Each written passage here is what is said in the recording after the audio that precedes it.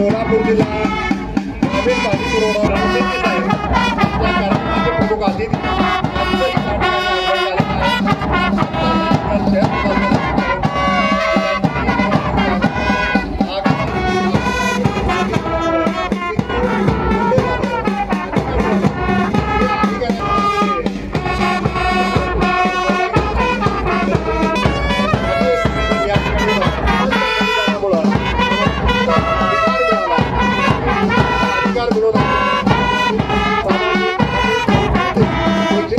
सगळ्यांनी उभं राहा. येता फॉल्यूम सर्व महिला नालंदा नगरच्या महिला सहित सर्व महिला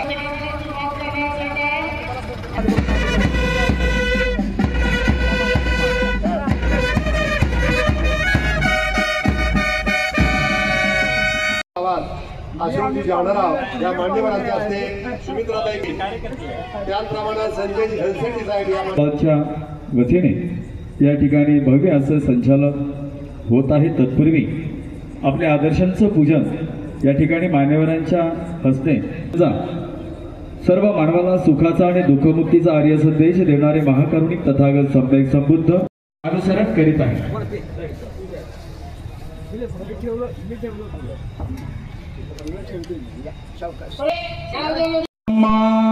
संबुद्धो भगवा बुद्धं भगवन्तं अभिवादे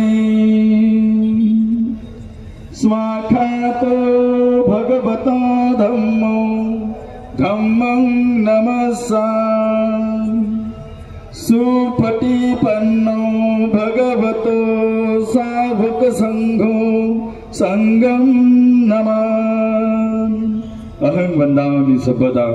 आपण सर्वजण एकत्रितरित्या त्रिशरण पंचशील अनुसरण करूया. नमो तस्स भगवतो अरहतो सम्मा संबुद्धस्स. नमो तस्स भगवतो अरहतो सम्मा संबुद्धस्स. नमो तस्स भगवतो अरहतो सम्मा संबुद्धस्स. बुद्धं शरणं गच्छामि धम्मं शरणं गच्छामि संघं शरणं गच्छामि द्वितीयंपि बुद्धं शरणं गच्छामि द्वितीयंपि धम्मं शरणं गच्छामि द्वितीयंपि संघं शरणं गच्छामि तृतीयंपि बुद्धं शरणं गच्छामि तृतीयंपि धम्मं शरणं गच्छामि तृतीयंपि संघं शरणं गच्छामि.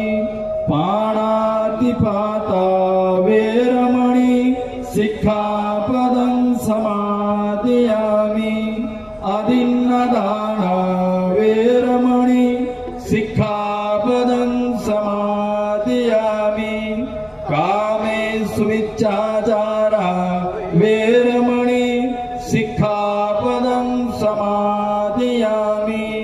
मुसावादा वेरमणि सिक्खापदं समादयामि. सूरामेरयमज्जपमादठाना वेरमणि सिक्खापदं समादयामि. साधु साधु साधु. बुद्धं नमामि धम्मं नमामि संघं नमामि भीमरावं सरामि. अहं वंदामि सर्वदा. या ठिकाणी बौद्धांचे नित्यशील पवित्रशील पुण्यशील जीपी या समोर इकडे घेऊन या.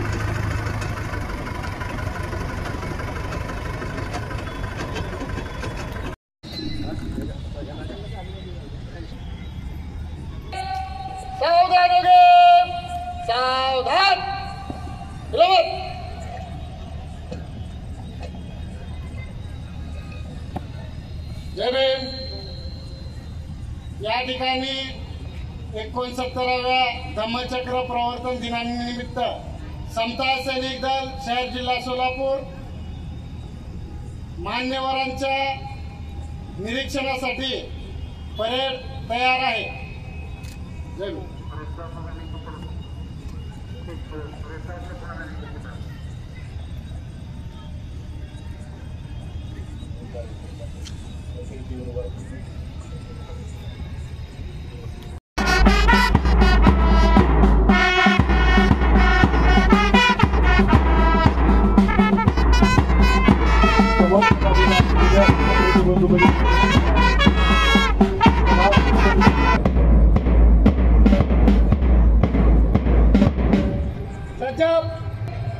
परेड जनरल सैल्यूट हो गए.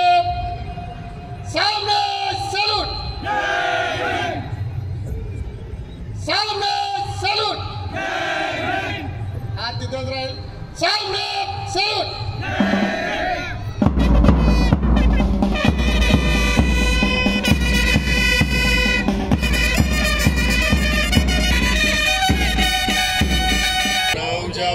कुर्बान भीम पर जाएंगे हम वतन की शान को ऊंचा उठा कर जाएंगे. ऊंचा उठा कर जाएंगे. चादली पर लिए बांध कर सर पर कफन. बांध कर सर पर कफन. जुल्म और अन्याय को करने समर्पण अब दफन. करने समर्पण अब दफन. स्वातंत्र समता बंधुता को हम बसा कर जाएंगे. जाएंगे ऊंचा उठा कर जाएंगे. भीम के हम नौजवान कुर्बान भीम पर जाएंगे. हम वतन की शान को ऊंचा उठा कर जाएंगे. ऊंचा उठा कर जाएंगे. तोड़ कर इन दीनों की दासता की बेड़िया. दासता की बेड़िया. मोड़ कर भारत भूमि की जनहित की रूढ़िया. जनहित की रूढ़िया. हम नया सन्मार्ग मानव को दिखा कर जाएंगे. जाएंगे ऊंचा उठा कर जाएंगे. भीम के हम नौजवान कुर्बान भीम पर जाएंगे. हम वतन की शान को ऊंचा उठा कर जाएंगे. ऊंचा उठा कर जाएंगे. अब कहीं लूटी न जाए ईद दुल्हन की डोलिया. अब कहीं खेली न जाए खून से हमारी होलिया. हम जलेंगे तो चिरागे रोशनी बन जाएंगे. बन जाएंगे. ऊंचा उठा कर जाएंगे. भीम के हम नौजवान कुर्बान भीम पर जाएंगे. हम वतन की शान को ऊंचा उठा कर जाएंगे. ऊंचा उठा कर जाएंगे. तीर से तलवार से युद्ध की ललकार से. युद्ध की ललकार से आएंगे हम शांति. बुद्ध के ही प्यार से. बुद्ध के ही प्यार से मैत्री करुणा और अहिंसा विश्व में लहराएंगे. लहराएंगे. ऊंचा उठा कर जाएंगे. भीम के हम नौजवान कुर्बान भीम पर जाएंगे. हम वतन की शान को ऊंचा उठा कर जाएंगे. ऊंचा उठा कर जाएंगे. ऊंचा उठा कर जाएंगे.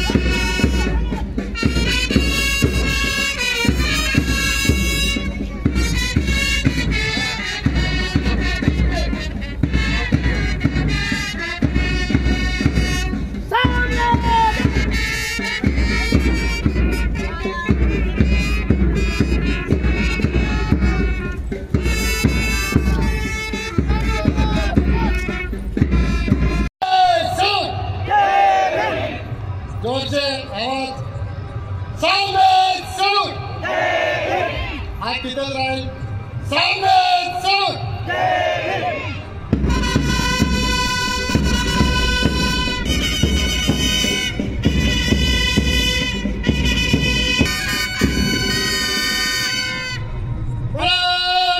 हात नीचे कृपया आपल्याला विनंती आहे आपण पुढील सांस्कृतिक कार्यक्रमासाठी स्टेजवर स्थानापन्न व्हावं विनंती. टाळ्या वाजवण्याकर खूपच व्यक्त होऊन सुद्धा ते सेवा करीत आहेत. आता दाद दिली पाहिजे.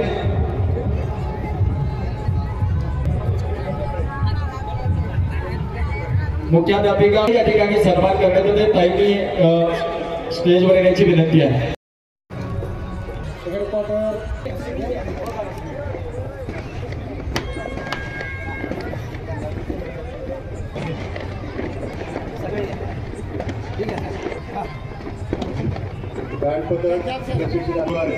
यांचाही सर्व या ठिकाणी सन्मान होतोय.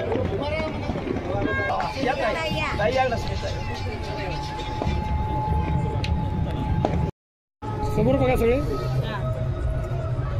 या सत्कार सोहळ्यानंतर सन्मान होता. सर्वांनी टाळ्याच्या गजरात त्यांना आपण शुभचिंतन करूया. शुभांची दुसरे सत्कार मूर्ती 2 मिनिटाच्या वतीने एक रोप वाटिका देऊन त्यांचा स्टेजवर येण्याची विनंती आहे. आपल्या जेवचे जाधवताई यांच्याकडून त्यांचा सन्मान होता. यांचा या दोघा दाम्पत्याचा त्या ठिकाणी सन्मान होता.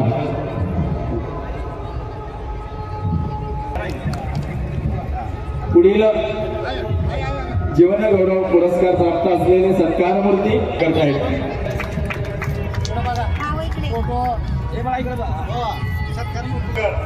गुणवंत पत्रकार पुरस्कार मिळालेला आहे.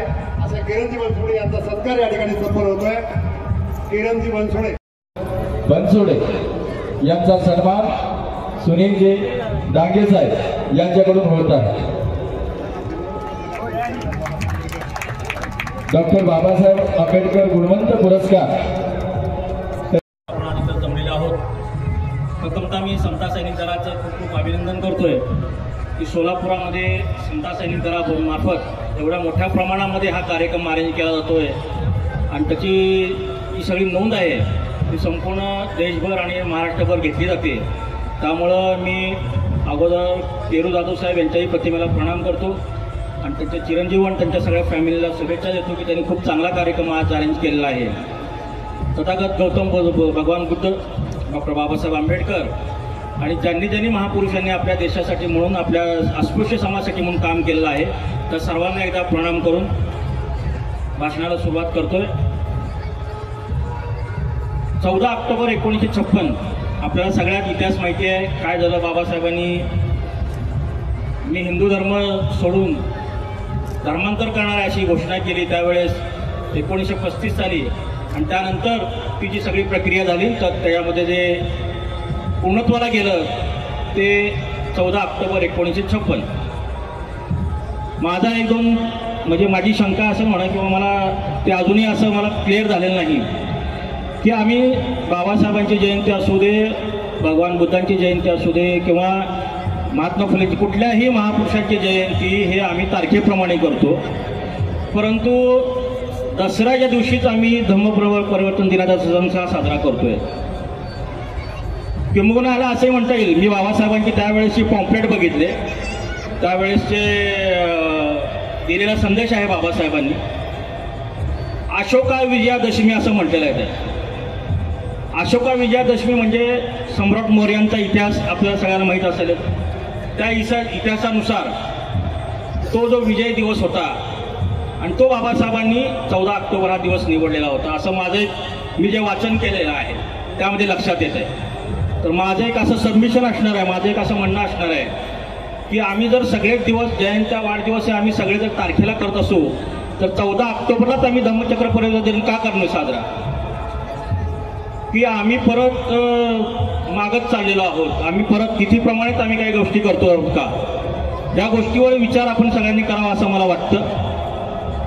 मी बौद्ध धर्माचा मोठा अभ्यासक नाही, पण कदाचित मी तुमच्यामध्ये असू शकेल येणाऱ्या काळामध्ये. त्याच्यामुळं मी जे बोलतोय तेच अंतिम आहे असंही नाही. त्याच्यावरती संशोधन व्हावं, आपल्या धर्मगुरूंनी त्याच्यावरती अभ्यास करावा, बोलावं आणि कुठली तरी एक तारीख. मग सोलापूर हे आपलं चळवळीचं केंद्र आहे. अनेक चळवळी, अनेक गोष्टी ह्या आपल्या सोलापुरातून झालेल्या आहेत. अगोदर जे काय व्हायचं ते अगोदर सोलापुरात व्हायचं आणि नंतर मग पूर्ण महाराष्ट्रावर ते फडकायचं. अशा परिस्थितीमध्ये 14 ऑक्टोबर ही जर तारीख आम्ही धम्मचक्र परिवर्तन दिनाची जर म्हणून जर केली आणि आपल्या सोलापुरातून जर ही सुरुवात केली तर मला वाटतं एक चांगली सुरुवात आपण सोलापुरातनं करूया. एका चांगल्या चळवळीसाठी आपण एक पुढे येऊया असं मला वाटतं. बाबासाहेबांनी 22 प्रतिज्ञा दिल्या. 22 प्रतिज्ञामध्ये आपण सगळेजण बघतोय, ऐकतोय, त्याचं आपण सगळ्यांनी आचरण करतोय. पण आपण आता एक अशी वेळ आलेली आहे, यावर चर्चा करायची वेळ आली की आपण खरोखरच 22 प्रतिज्ञा वाचतोय का, त्या आचरणात आणतोय का. आजही आता इथं मी बऱ्याच लोकांना बघतोय की विना चपलीने आणले असतात, उपास करून 9 दिवस उपास करून गेलेले असतात. आणि आम्ही बौद्ध किंवा आम्ही बौद्ध आणि महान ह्याही 2 गोष्टीचा महत्त्वाचा विषय आहे. तर मला हेच म्हणायचं आहे की आम्ही 22 प्रतिज्ञा, पहिलीच प्रतिज्ञा आहे, मी देवाला मानणार नाही, मी रामकृष्णांना ईश्वर मानणार नाही, असं असताना सुद्धा आम्ही बिना चपलीचं 9 दिवस उपास करून फिरतोय. ही सगळ्यात मोठी शोकांतिका आहे. किंबहुना बाबासाहेबांनी जे धर्माचं चक्र जे फिरवलेलं आहे ते चक्र कमीत कमी तिथंच राहू द्या. जरी रुतलं असलं तरी तिथंच राहू द्या, पण ते पुन्हा मागं न्यायचा प्रयत्न करू नये कोणी आपल्या आचरणातून, असं माझं एक मत आहे. 22 प्रतिज्ञामध्ये सगळ्यात महत्त्वाचं म्हणजे देव हा विषय जो आहे. आम्ही आमच्या घरातनं अजूनही अंबाबाई, खंडोबा, ज्योतिबा वगैरे काढलेला नाही. हा सगळ्यात वाईट प्रकार आहे. आज आमच्या घरात अजूनही सगळे देव आणि वरती आंबेडकरांचा आणि बुद्धांचा फोटो आणि खाली सगळ्या देवांची निर्मिती, हा प्रकार अतिशय चुकीचा आहे. आजही आपली लोक तुळजापूरला म्हणा किंवा बैठकीला किंवा तुमच्या कुठल्या तर सद्गुरूच्या कार्यक्रमाला किंवा कुठं तर शिर्डीला अशा बऱ्याच ठिकाणी जात असतात. मग आम्ही 22 प्रतिज्ञांचं आचरण करतो म्हणजे काय करतो नेमकं, हा एक विषय आहे. आपण, मला वाटतं या बाबतीत आपल्या धर्मगुरूंनी आणि आपल्या सर्वांनीच, चळवळीत काम करणाऱ्या प्रत्येकाने त्याच्यावर प्रबोधन करणं गरजेचं आहे. हे प्रबोधन करत असताना ह्या गोष्टी महत्त्वाच्या आहेत की नुसतं बाबासाहेब किंवा भगवान बुद्ध घेऊन चालणार नाही. तर आपला जो आता तरुण वर्ग आहे, या तरुण वर्गाला तुम्ही हाताला काय काम देताय, त्यांच्यामध्ये काय प्रगती करून येते, ते शिक्षणाचं काय आता हे झालेलं आहे, पुढाकार आपण काय घेत नाही. बाबासाहेबांनी सांगितलं की शिक्षण, आपल्याला शिक्षणाशिवाय पर्यायच नाही. आपल्या कोणी खानदानात अंबानी कोणी हे येणार नाही आहे, अदानी येणार नाही आहे. त्याच्यामुळं आपल्याला शिक्षणाशिवाय एकमेव पर्याय म्हणजे शिक्षण. अनेक जाती धर्माला, तर समजा चांभार समाजात पूर्वी चामड्यापासून वस्तू बनवायच्या, लोहाराचं काम करायचं. आणि बौद्ध धर्मात आता कन्वर्ट झालेले लोक आहेत, जे महार समाजाला होतं त्यावेळेस गोराढोरांचा चामड्याचा व्यवहार करावा लागायचा. बाबासाहेबांनी हे सगळं बंद करायला सांगितलं आणि त्यानंतर आपला जो समाज आहे तो समाज फक्त आणि फक्त शिक्षणाच्या मागं लागला. पण त्यावेळेसचा समाज आणि आता 2020 नंतर किंवा 2000च्या नंतरचा बदललेला आपली तरुण पिढी, यामध्ये काही मला वाटतं की एक पिढी अशी वाया चाललेली आहे. तरी माझं याच्याबद्दल एकच म्हणणं आहे की आम्ही चला 22 प्रतिज्ञा सोडून द्या, पण बाबासाहेबांचे विचार जरी आचरणात आणायचं म्हटलं आणि आम्ही त्या पद्धतीने प्रयत्न करायला लागलो तरी आम्ही भगवान बुद्धांच्या आचरणापर्यंत काम करू शकू असं त्यातनं निष्पन्न होऊ शकतं. त्यानंतर दुसरा विषय येतो की असं बाबासाहेबांनी ज्या बौद्ध धर्म स्वीकारला तो पूर्णतः वैज्ञानिक धर्म आहे. त्याच्यामध्ये जादू वगैरे अजिबात नाही. सगळेजण प्रामाणिकपणे, सगळ्यांचा जन्म हा मातेच्या पोटातून होतो हे सत्य आहे. भगवान बुद्धांच्या धर्मामध्ये सत्य हे सगळ्यात महत्त्वाचं आहे आणि विज्ञान हे महत्त्वाचं आहे. ह्या 2 गोष्टी सांगितलेल्या असताना तसंच 10 परिमिता काय आहे, 10 परिमितीमध्ये काय सांगितलेलं आहे, सम्यक दृष्टी, सम्यक विचार, सम्यक ज्ञान, सम्यक कर्म, ही सुरुवातीची 4-5 उदाहरणं आहेत. मग ह्या गोष्टी काय सांगतात, ह्याचं आम्ही आचरण करतोय का, ह्याही गोष्टी बघितलं पाहिजे. ज्यावेळेस आमच्यामध्ये एक अशी संवेदना निर्माण होईल की झाड तोडताना सुद्धा आम्हाला वाईट वाटलं पाहिजे की अरे ह्याच्यामध्ये सुद्धा जिवंतपणा आहे आणि आम्ही ते झाड तोडायला नको, ही ज्यावेळेस संवेदना आमच्यात निर्माण होईल त्यावेळेस आम्ही कुठेतरी भगवान बुद्धांच्या विचाराच्या जवळ जाऊ असं मला वाटतं. आता मी फॉरेस्टमध्येच राहतो. फॉरेस्टमध्ये माझ्या लहानपणी आयर हॉस्पिटलच्या चौकामध्ये बुद्ध जयंती साजरी व्हायची, दरवर्षी व्हायची साजरी.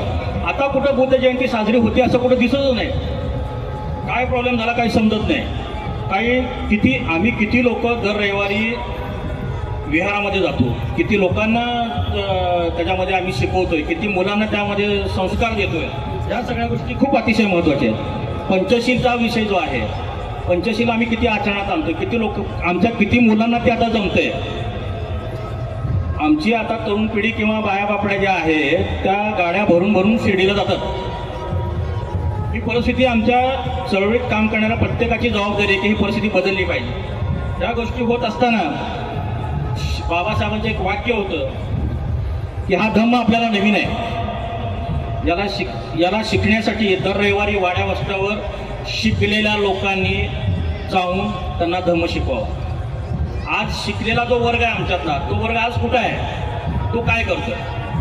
आजची परिस्थिती जर बघितली तर शिकलेल्या सवरलेल्या सगळ्या वर्गाला एका वेगळ्या प्रकारे धमकावलं जाते की जेणेकरून त्याच्यामध्ये ते बाहेर पडू नयेत. चळवळीमध्ये संपाचा प्रयत्न केला जातो. हा जो विषय तो अतिशय आपल्या प्रत्येक चळवळीतल्या कार्यकर्त्यांनी गांभीर्याने घेतला पाहिजे असं मला वाटतं. सगळ्यात महत्त्वाचा मुद्दा आता असा येतोय की बाबासाहेबांनी धर्मांतर केलंच का. केवळ हिंदू म्हणून आपल्याला जगायचं नाही, मी हिंदू म्हणून मरणार नाही ही व्याख्या होती असं काय आहे का. त्याच्या मागची कारणं काय होती. तर त्या धर्मामध्ये आपण पूर्वी होतो किंवा आताही आपण काही आहोत. आपल्या कास्ट सर्टिफिकेटवर बघा हिंदू महार लिहिलेलं असतं, हिंदू चांभार, हिंदू ढोर. हिंदू ही जात नाही, महार चांभार ढोर ही जात आहे. हिंदू ही जात नाही, हिंदू हा धर्म आहे. मुळात हिंदू सुद्धा धर्म कशा पद्धतीने काय आहे काय नाही याच्यावरती प्रचंड त्याच्यावरती चर्चा आणि मंथन चालू आहे. पण अशा पद्धतीने आपण ज्यावेळेस गुलाम होतो, आपल्याला गुलाम बनवलं जातं. वर्णव्यवस्थेमध्ये आपल्याला कुठल्याही प्रकारचं अजूनही स्थान नाही. पहिले 4 जे वर्णव्यवस्थेमध्ये मुद्दे आहेत त्याच्यामध्ये ओबीसी हा सगळ्यात क्षुद्र आहे. पण अजूनही ओबीसीना कळलं नाही की आम्ही क्षुद्र आहोत म्हणून. आणि आज अशी परिस्थिती आहे, आम्हाला मागासवर्गीय म्हणणारे आता स्वतःला मागासवर्गीय म्हणून घेण्यासाठी म्हणून आंदोलन करतायत. ही सगळ्यात महत्त्वाची गोष्ट आहे. बाबासाहेबांनी एका वाक्यामध्ये आम्हाला सगळ्यांना आरक्षण दिले आणि आज ते आरक्षण घेण्यासाठी लाखोचे मोर्चे काढावे लागतात. पण आम्हाला असलेलं आरक्षण आम्ही आता कशा पद्धतीनं टिकवू, आम्हाला त्यासाठी काय केलं पाहिजे आणि आमची पुढची रणनीती काय असायला हवी ह्याच्यावर कुठंच चर्चा होत नाही. चर्चा ह्या गोष्टीवर झाली पाहिजे की आरक्षण टिकवायचं कसं. आरक्षण आता टिकवण्याची वेळ आलेली आहे. 13% जातीमध्ये फूट पाडण्याचं काम चालू आहे. अशा परिस्थितीमध्ये आमची रणनीती काय असायला पाहिजे, आम्ही काय केलं पाहिजे ह्याचं आपल्याकडे जे इंटेलेक्च्युअल समाज आहे, जो इंटेलेक्च्युअल लोक आहेत, आपली जी साहित्यिक आहेत किंवा जे काय विचारवंत आहेत, या लोकांनी थोडंसं चर्चा करून त्याच्यावरती मत मांडणं, त्याच्यावरती पुढे येणं हे अत्यंत गरजेचं आहे. सरकारी अधिकारी म्हणून आम्ही काम करत असताना आम्हाला अनेक अडचणी येतात. अगोदर दणशेटी म्हणले की फसतात, जात कळले की मग त्यांचा रंग दाखवतात. असं मला प्रत्येक ठिकाणी बऱ्याच ठिकाणी अनुभवायला येतं. तर मगाशी मी म्हणत होतो की बाबासाहेबांनी धर्म का बदलला, तर त्या धर्मामध्ये आपल्याला माणुसकी नव्हती, आपण संघटन निर्माण करू शकत नव्हतो, आपल्याला कुठल्याही प्रकारचं सामर्थ्य नव्हतं, आपल्याला कुठल्याही प्रकारचं स्वातंत्र्य नव्हतं, आपण सुखाचा संसार करू शकत नव्हतो. आणि ह्या गोष्टी सर्व प्राप्त करून घ्यायचा आपल्याला निषेध होता. आपण ते काहीच करू शकत नव्हतं. आपल्याला देवळात जायची बंदी होती, प्यायला पाण्याची बंदी होती आणि त्यामुळं माणुसकी ही आपल्याला पशुपेक्षा वाईट परिस्थिती आपली होती. जनावरांचं यांना मूत पिलेलं चांगलं वाटत होतं, पण माणसाला स्पर्श केलेला चांगलं वाटत नव्हतं. आणि अजूनही परिस्थिती काही बदललेली नाही. त्यांच्या डोक्यातनं अजूनही वैचारिक परिस्थिती बदललेली नाही. कांबळे गायकवाड वगैरे अशी आडनाव बघितली की समोरच्याचं मत परिवर्तन लगेच होतं. आम्ही कितीही सदन झालो, आम्ही कितीही मोठ्या प्रमाणात संपत्ती कमवली, तरी कांबळे गायकवाड बनसोड ही आडनावं आली की समोरच्याचं बरोबर मत बदलतं आणि अरे ते कांबळे होय अशा पद्धतीने एक हेटाळणी कृती आपल्याबद्दल केली जाते. वरिष्ठ अधिकारीही काम करत असताना तुमचा आडनाव कळल्यानंतर, तुमची जात कळल्यानंतर त्यांच्या बरोबर बोलण्यामध्ये, त्यांच्या बरोबर सगळ्या वागण्यामध्ये फरक जाणवायला लागतो. आणि हे का होतं, तर आरक्षण हे जातीवर दिलेलं आहे, धर्मावर दिलेलं नाही. आणि हेच बऱ्याच लोकांना नको होतं. बाबासाहेबांना आम्हाला खुर्चीवर बसायला जी जागा दिली, आम्हाला माणसात आणलं, आणि आता त्या लोकांना, बऱ्याच लोकांना हेच खोपतंय की ही लोक आमच्या बरोबर कशी आहेत. आपण महाराष्ट्रात जर बोलायचं म्हटलं तरी भैरवराज खरलांगीचा एक पुण्यतिथी झाली, त्याच्यामध्ये काय झालं आपल्याला सगळ्यांना माहिती आहे. पण त्याच्यानंतर सुद्धा आम्ही कुठल्या प्रकारचा बोध घेतला नाही किंवा आम्ही काही करू शकलो नाही. ही लोक उंदरं मांजर सगळ्याला देव केलंय आणि कुत्र्या मांजरापासून सगळ्याला देव केलं, पण माणसांना त्यांनी माणूस म्हणून वापरायला त्यांनी नकार दिलेला आहे. आणि आम्हाला जर हे करायचं असेल तर आम्ही संघटित होणं अतिशय गरजेचं आहे. संघटित होऊन जी चळवळ मागं पूर्वी नामांतराच्या अगोदर किंवा नामांतरासाठी चालू होती ती पुन्हा परत उभा करणं गरजेचं आहे असं वाटायला लागते. आता सध्या आपल्याकडे जातगणना एक मोठ्या प्रमाणात चालू आहे. जातगणनेमध्ये बरेचसे काय लिहायचं, जातीत आणि धर्मात नवबौद्ध लिहायचं का, बौद्ध लिहायचं का, हिंदू लिहायचं का, जातीमध्ये काय यायला पाहिजे, लिहिलं पाहिजे, याच्यावर अनेक चर्चा चालू आहे. बऱ्याच आपल्या लेखकांनी, बऱ्याच लोकांनी पत्रकं काढलेली आहेत किंवा अशा पद्धतीने लिहा, तशा पद्धतीने लिहा. पण माझं एक त्यामध्ये मत असं आहे, जात ही जात आहे, तिथं महार, चांभार, ढोर हीच नाही. आणि धर्मामध्ये मात्र बौद्धच द्यावं, महार, चांभार, ढोर कोण पण असू दे. असं जर केलं तर भारत सरकारचे जे फंड्स आहेत, महाराष्ट्र शासनाचे जे फंड्स आहेत, ते आर्थिक तरतूद केली जाते आपल्यासाठी, आपल्या संख्येच्या नुसार केली जाते. दलित वस्त्यामध्ये केलेला सुधारणा हे आपल्या संख्येच्या नुसार त्याला फंड दिला जातो. त्यामुळे त्या अशा पद्धतीने जर तुम्ही दिला तर आपली संख्या वाढेल, आपल्या समाजासाठी येणारा फंड्स वाढेल आणि त्याची आपल्या समाजाला फायदा होईल, हे असं माझं एक मत आहे. आता आरक्षणाबद्दल बरीच चर्चा चालू आहे की आरक्षण संपलं पाहिजे, तुम्ही आता सदन झालात आणि तुम्हाला आता काय गरज आहे. ठीक आहे, आमचं तर मत असं आहे, आम्हाला आरक्षणच नको. आरक्षण संपायचं ना, अगोदर जात संपून टाका. जात संपवा, आरक्षण आपोआप संपल. तसंही नको असेल तुम्हाला तर मग आम्हाला आरक्षण संपवा आणि ज्या 15% लोकांनी आरक्षण घेतलेलं नाही आतापर्यंत त्यांना 15% आरक्षण करा, बाकी सगळं ओपन करा. ह्याचं गणित काय, जिसकी जिसकी भागीदारी उसकी उतनी हिस्सेदारी, हा जो प्रकार आहे हे जर आम्ही अंमलात आणायला लागलो, आम्ही 85% जर एक झालो SC, OBC आणि मायनॉरिटीज, तर आपल्याला आपल्या हिस्सेदारीप्रमाणे आपला वाटा मिळाला.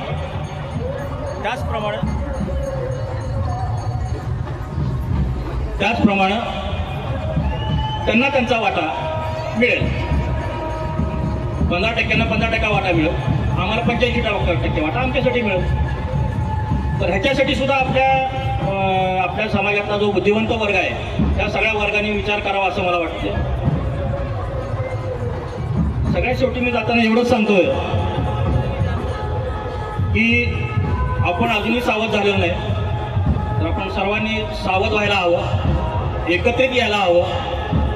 आणि संघर्ष आपल्या 5वीला पोचलेला आहे, पण त्याच्यासाठी विचारमंथनाची गरज आहे आणि ते वारंवार विचारमंथन करणं गरजेचं असून त्याच्यासाठी विविध प्रकारची व्याख्यानं संवादात ठेवणं गरजेचं असून त्या पद्धतीने कारवाई आपल्या सर्व समाजाकडून व्हावी असे मला अपेक्षित आहे.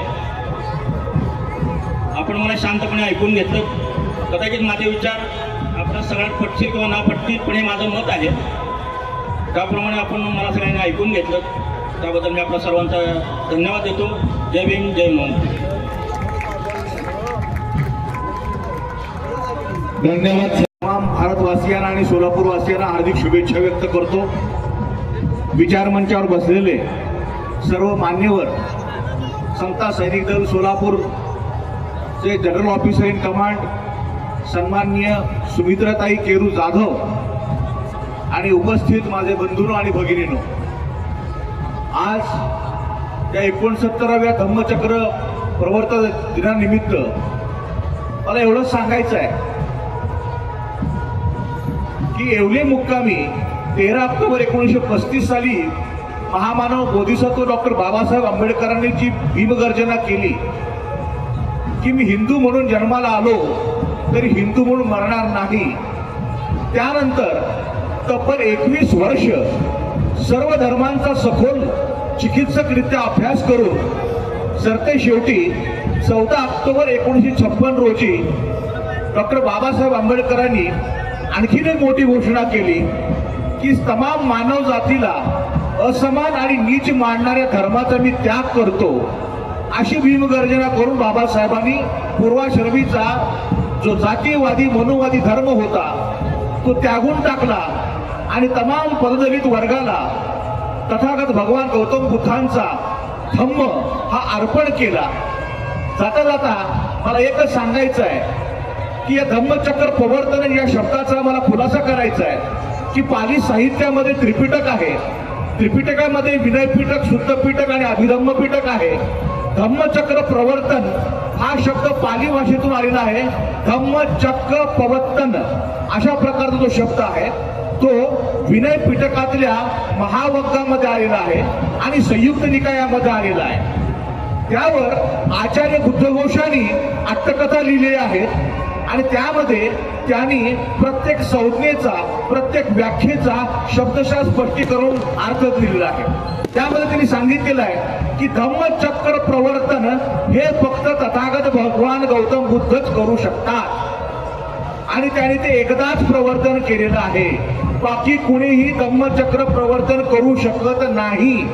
त्याचं कारण असं आहे, बुद्धत्व प्राप्ती होण्याच्या अगोदर कोणालाही या भारत देशामध्ये पृथ्वी तलावरती धम्म माहीत नव्हता, धम्मज्ञान माहीत नव्हतं। तथागतांनी ज्यावेळेला स्वप्रयत्नाने संबोधी प्राप्त केली आणि संबोधी प्राप्त केल्यानंतर त्याने आपलं ज्ञान सर्वांना वाटून टाकलं, त्यामुळं त्यावेळच्या लोकांनी जे काही धम्म स्वीकारला त्यावेळी खऱ्या अर्थानं तथागतांनी धम्मचक्र प्रवर्तन केलेलं आहे। महामानव बोधिसत्व डॉक्टर बाबासाहेब आंबेडकरांनी ज्यावेळेला 14 ऑक्टोबर 1956 रोजी नागपुरात जेव्हा हा बुद्ध धम्म स्वीकारला तेव्हा डॉक्टर बाबासाहेब आंबेडकरांनी अत्यंत विनयानं आणि नम्रतेनं सांगितलेलं आहे की मी बुद्ध धम्माची दीक्षा घेत आहे, असं बाबासाहेबांचं स्टेटमेंट आहे। बाबासाहेबांनी कधी दावा केला नाही की मी धम्मचक्र प्रवर्तन केलेलं आहे। त्यामुळं तमाम बंधू भगिनींना एक खुलासा करू इच्छितो की धम्मचक्र प्रवर्तन हा शब्द जो आहे हा केवळ आम्ही तथागतांच्या बाबासाहेबांच्या प्रेमापोटी, आपुलकेपोटी आणि आदरापोटी या शब्दाची उपाययोजना करतो। वास्तविक पाहता आम्ही दर दिवशी या दिवसाचं पुण्यस्मरण करून या दिवशी आम्ही बुद्ध धम्माची दीक्षा घेत असतो।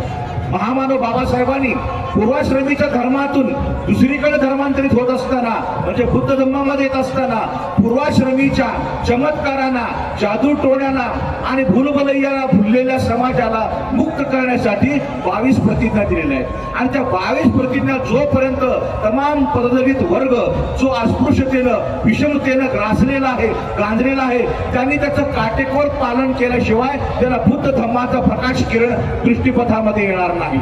त्यामुळं मला एवढंच सांगायचं आहे की तथागतांचा धम्म हा केवळ पूर्वाश्रमींच्या महार लोकांचा धम्म नसून तो या पृथ्वी तलावर या भारत देशामध्ये अस्पृश्यतेमध्ये वर्णव्यवस्थेमध्ये जो जो मनुष्य प्राणी भरडला गेला आहे त्याच्यासाठी मुक्तीचं द्वार, एक निर्वाण प्राप्तीचं द्वार म्हणून बुद्ध धम्माकडे पाहण्यात यावं असं मला या ठिकाणी सांगायचं आहे। वेळ खूप झालेला आहे। छोटे बाल कलाकार आपल्या सांस्कृतिक कार्यक्रमाचं प्रदर्शन आणि सादरीकरण करण्यासाठी उत्सुक आहेत। मी वेळ न घेता संयोजकांचे आभार मानतो। खूप खूप धन्यवाद आणि या धम्मचक्र प्रवर्तन दिनाच्या सर्वांना मनपूर्वक हार्दिक शुभेच्छा। सविनय सप्रेम जय भीम। धन्यवाद। त्यानंतर महाराष्ट्र बँकेचे आदरणीय आरसे मान्यवर उपासक उपासिका सर्व महामानवांना वंदन करून आजच्या या समता सैनिक दलाच्या जे या ठिकाणी सांस्कृतिक कार्यक्रम होणार आहे पुढं आणि या ठिकाणी 5 मिनिटामध्ये मी तर म्हणतो 2 मिनिटामध्येच बोलतो की मलाही ती पुढचा कार्यक्रम ऐकायला मिळेल। आता या ठिकाणी मान्यवरांनी माने साहेबांनी घनवट साहेबांनी मार्गदर्शन केलेलं आहे घनशेट्टीसारखं।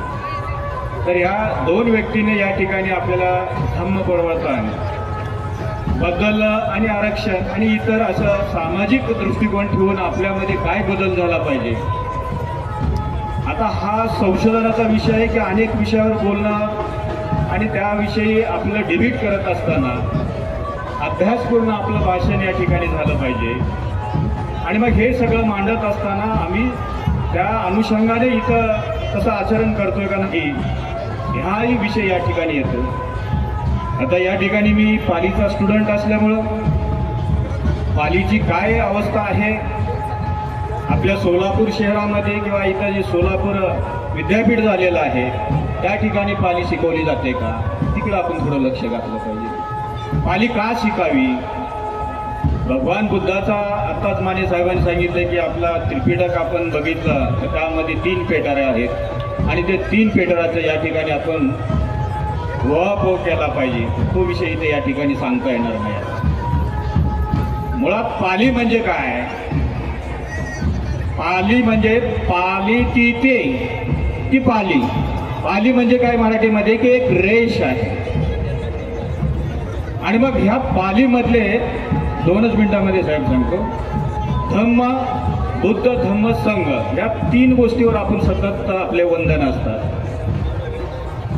मग धम्म म्हणजे काय? ह्या छोट्या छोट्या गोष्टी आपण समजून घेतल्या पाहिजे. याच्यासाठी पाली प्रशिक्षण झालं पाहिजे पाली विद्यापीठामध्ये. आणि आपण या सोलापूरच्या विद्यापीठामध्ये आपण तसं त्यांना आचरण पाली विद्यापीठाच्या प्रशिक्षण कोर्सविषयी किंवा MA कोर्सविषयी आपण निवेदन दिलं पाहिजे. म्हणजे आपले विद्यार्थी जे आहेत ते पाली शिकतील, किंबहुना आम्हालाही शिकता येईल त्या ठिकाणी. धम्म म्हणजे काय? धम्म म्हणजे धारेती धम्म, म्हणजे जो धारण करतो तो धम्म आहे. धम्म म्हणजे काय? आजची ही जी मीटिंग घेतलेली आहे, आजचं हे आपलं जे संचलन आहे तेच तर धम्म आहे. धम्म काय? आपण विचार करतो, चर्चा करतो, त्यालाच आपण धम्म म्हणतो. आणि मग बुद्ध म्हणजे काय? बुद्ध म्हणजे एक तर ज्ञानी, ज्याच्याकडे ज्ञान आहे, बुद्धांना संबोधी प्राप्ती झाली, असं म्हणजे शुद्ध धम्म. तो धम्म आहे बुद्धाचा, म्हणून बुद्ध हे शुद्ध. आणि संघ म्हणजे काय? जो आपण आता संघटित झालेला आहे, जो भिक्षू संघाचा जो संघ आहे त्याला आपण संघ म्हणतो. आणि ह्या गोष्टी आपण आचरणात आणत असताना, वागत असताना आपण धम्माचं आचरण केलं पाहिजे. धम्म हे आचरणावर आहे. आणि हे पुढं सर्व ह्या विषयावर सांगायला इतका वेळ नाही. आणि आपल्या इथं आपण सर्व ही जी सोलापूरची जी नगरी आहे, मला वाटतं की मी हे सोलापूरची जयंती बघायला मुंबईवरून यायचो की खूप मोठ्या प्रमाणात इथं रॅली निघते. परंतु आज मला इतका मोठा आनंद झालेला आहे की समता सैनिक दलानं बाबासाहेबांना अभिप्रेत असलेला धम्म या ठिकाणी रुजवण्याचं काम हे समता सैनिक दल करत आहे. हे विशेष बाब आहे. आणि खऱ्या अर्थानं जर कुठलं काम करायचं असेल तर या समता सैनिक दलाच्या मार्फत हे बाल संस्कार शिबिरं आहेत, बौद्धाचार्यांचे जे शिबिरे आहेत, हे सगळं बाबासाहेबांनी दिलेला धम्म ही समता सैनिक दल या ठिकाणी जो काम करत आहे खरंच चांगलं आहे. आणि भविष्यात आपली ही चांगली पिढी या ठिकाणी निर्माण करण्याचं काम हे समता सैनिक दल या ठिकाणी करेल अशी मला अपेक्षा आहे. आपल्या या पुढील वाटचालीस माझ्या खूप खूप शुभेच्छा देतो. या ठिकाणीच थांबतो. जय भीम, जय भारत. शेवटच्या वक्तव्या महात्मा ज्योतिबा फुले, छत्रपती शाहू महाराज, परमपूज्य बोधिसत्व डॉक्टर बाबासाहेब आंबेडकर यांच्या विचाराला त्रिवार अभिवादन. आज या ठिकाणी समता सैनिक शहर आणि जिल्ह्याच्या वतीनं आज हा भव्य आणि दिव्य कार्यक्रम या ठिकाणी आयोजित केला. त्या सर्व मंडळीचं मी पहिल्यांदा मनपूर्वक स्वागत करतो, अभिनंदन करतो. धर्माच्या बाबतीत माझ्या अगोदरच्या सन्माननीय पाहुण्यांनी आपले विचार व्यक्त केले. आता माझ्यासारख्याला धर्मावर बोलायला काही शिल्लक ठेवलं किंवा मी धर्मावर बोलू शकत नाही. परंतु या देशामध्ये जे सत्तेवर असलेल्या राजकीय बामटे लोक आहेत त्यांनी आम्हा दलितावरती ज्याच्या सावलीचा विचार मानला जातो त्या समाजाला या देशातून हद्दपार करण्याची प्रचंड त्यांनी केलेलं आहे. त्याला नीट करणं हे खरं बाबासाहेब आंबेडकर आम्ही याचं पहिलं कर्तव्य. आज आमच्यामध्ये 1000 गट आहेत. घरात आम्हाला कुणी ऐकत नाही, पण मी नेता म्हणून बाहेर मिळवतो. त्यांना मग एवढंच सांगायचं आहे की बाबासाहेब आंबेडकरांनी जी शिकवण दिलेली आहे, शिका, संघटित व्हा आणि संघर्ष करा, हे आपण जर आपल्या जीवनामध्ये आचरणात आणली तर बाबासाहेब आंबेडकरांची चळवळ आज जी दिसते आहे ती माझ्यासारख्या जुन्या माणसाला आवडणारी नाही. या ठिकाणी आज जो प्रदर्शन झालेलं आहे समता सैनिक दलाच्या वतीनं ते खरोखर कौतुकाने त्याचं कौतुक केलं पाहिजे. ज्यांनी बाबासाहेब आंबेडकरांची चळवळ या सोलापूर शहर जिल्ह्यामध्ये एक नंबरला ठेवलेली आहे, त्याची प्रसिद्धी आज पाहायला मिळाली. नाहीतर आपण बघतो काय घडतं, चळवळ कुठं आहे हेच नाही, म्हणून अन्याय अत्याचार देशामध्ये वाढा लागलेले आहेत आणि सत्ताधारी लोक या देशातल्या गरिबाला संपवण्याचा जो कट रचत आहे, ज्याचा सावलीचा विचार मानत आहे, त्याला सरळ करण्याची ताकद बाबासाहेब आंबेडकरांनी तुम्हा मला दिलेली आहे. ती जर आपण एक दिवशी राबवली तर या देशातले सत्ताधारी लोक कुठे जातील माहिती. कारण का ही ज्या सत्तेवर बसलेली जे आहेत ना बापूचे लोक, हे काय भारतीय नाही, हे परदेशातून जगायला आलेले आहेत. ब्रिटिशांची बसवणूक केलेली या अवलादे त्यांनी आम्हाला शांतपण सांगावं, हे कधीही आंबेडकरांनी मान्य करणार नाही. तेव्हा मी आपणाला अधिक वेळ नाही घेता, मी एवढीच विनंती करेन, बाबासाहेबांनी जी शिकवण दिली, बाबासाहेबांनी जो संदेश दिला तो आपल्या जीवनामध्ये आणा आणि बाबासाहेब आंबेडकरांची चळवळ जिवंत कशी राहील, लोकोपयोगी कशी होईल, या देशातली जातीयता कशी संपेल यासाठी प्रयत्नशील राहावा ही अपेक्षा व्यक्त करतो. आणि सन्माननीय संचालकांनी मला या ठिकाणी बोलायला संधी दिली आणि जो सत्कार केला त्याबद्दल त्यांचं आणि त्यांच्या सर्व मंडळीचं मी मनपूर्वक स्वागत करतो, अभिनंदन करतो. आणि आपणा सर्वांचंही आपण एवढा उशीर झाला असताना जर शांततेनं हा कार्यक्रम पार पाडण्याची सहकार्य करायला त्याबद्दल आपलेही मनपूर्वक स्वागत करतो. जय भीम, जय. रमाई बोलते. आज तुम्हा सर्वांना पाहून असं वाटतं की साहेबांचे स्वप्न पूर्णत्वाकडे वाटचाल करतं याची खात्री पटायला लागली आहे मला. तुम्ही म्हणत असाल जय संविधान, जय संविधान, सर्व लोक त्याची स्तुती करतात, असं संविधान सर्व लोक त्याचं पालन करतात, त्या संविधानदात्याची मी अर्धांगिनी आणि तेही असे साध्या विषयात. अहो माझं संपूर्ण आयुष्य असं साधारणतच गेलं आहे आणि त्यातच धन्यता मानते मी. साहेबने मी अभ्यासात गुंतलेले असायचे, मला अडाणीला त्यांच्याकडे पाहून भारी कौतुक वाटायचं. साहेबांना काय हवं नको ते पाहायचे. साहेब मला एकदा म्हणाले रामू, हो साहेब मला रामूच म्हणतात. साहेब मला म्हणाले रामू, अगं तुला तर लिहिता वाचता येत नाही ना, उद्या आपल्याला मूल बाळ जन्माला आलं त्यांना काय शिकवणार, म्हणून तुला शिकलंच पाहिजे, कारण शिक्षण हे वाहिनीचं दूध आहे आणि जो हे दूध ग्रहण करेल तो एक दिवस गुडगुडल्याशिवाय राहणार नाही. असं म्हणत त्या दिवसापासून नव्हे तर त्या क्षणापासून साहेबांनी मला शिकवण्यास सुरुवात केली. साहेब विलात्याला गेले त्यावेळेस माझ्या पोटी गंगाधर होता, पण आता तर हद्दच झाली. माझ्या पोटाला खायला काय येणार नाही, मी माझ्या बाळाचे पोट कशी भरणार. असंच कधी औषधाअभावी तर कधी भुके पोटी माझ्या 5 लेकरांपैकी 4 लेकरं मरण पावली. रमेश, गंगाधर, इंदू, राजरत्न मरण पावली. अद्याप इंदू तर माझ्या जीवकी प्राणच. पण साहेबांना स्वतःच्या पोटच्या लेकरांपेक्षा 9 कोटी जनतेची जास्त काळजी होती आणि त्याची जाण मला होती. आणि माझ्यामध्ये आभाळा एवढं दुःख सहन करण्याची ताकद होती, त्याची जाण साहेबांना होती. साहेब येणार आहेत कळलं, 15वर सर्व समाज बांधव निघाले होते. माझं मन तारेसारखं सैर धावू लागलं, काय करू काय नको मला काहीच कळेना. पण माझं मन अचानक खिन्न झालं. माझ्या अंगाचं फाटकं लुगडं बघून साहेबांना काय वाटेल म्हणून मी घरात लुगडं शोधायला घेतली. 3-4 लुगडं होती ते सुद्धा फाटकीच. माझी नजर एका पेटीमध्ये गेली. ती पेटी उघडून पाहता तिथे एक पागोटा होता. जो पागोटा शाहू महाराजांनी साहेबांच्या शेरावर चढवला होता, त्या पागोट्याचं मी लुगडं केलं आणि 15वर निघाले. 15वर गेल्या लाखो समाज बांधव साहेबांच्या सत्कारासाठी आले होते. साहेबांचा उदो करत होते. पण साहेबांची नजर मला शोधत होती. महामंडळीचं स्वप्न पूर्णत्वाकडे वाटचाल करतं हे पाहून खूप छान वाटलं. पण भीती वाटायला लागली की माझ्या साहेबांना तटापटका तर होणार नाही ना.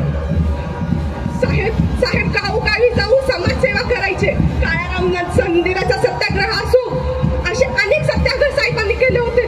पण आता ते माझे साहेब बोलले नाही, या 9 कोटी जनतेचे बाबासाहेब झाले आहेत.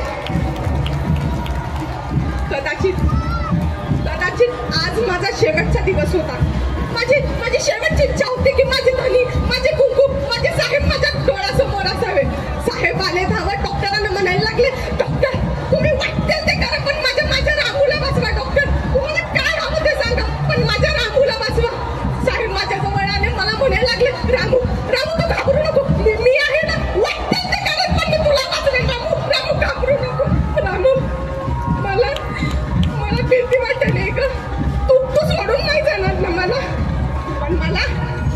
मला मरण्याची भीती नव्हती, कारण मरण मी लहानपासून जवळून पाहिलं आहे.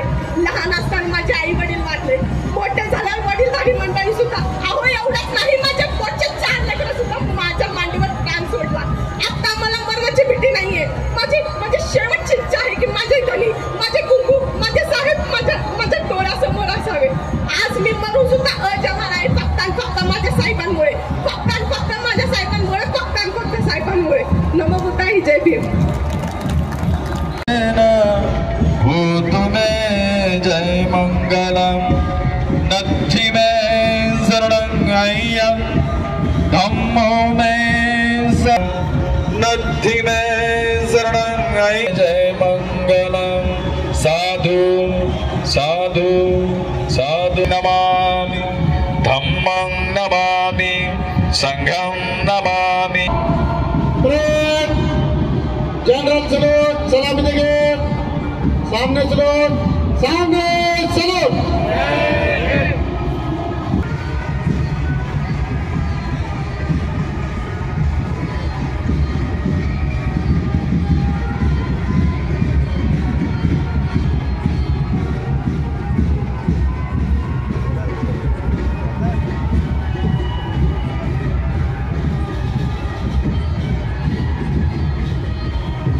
नीचे विश्राम हो गए, विश्राम.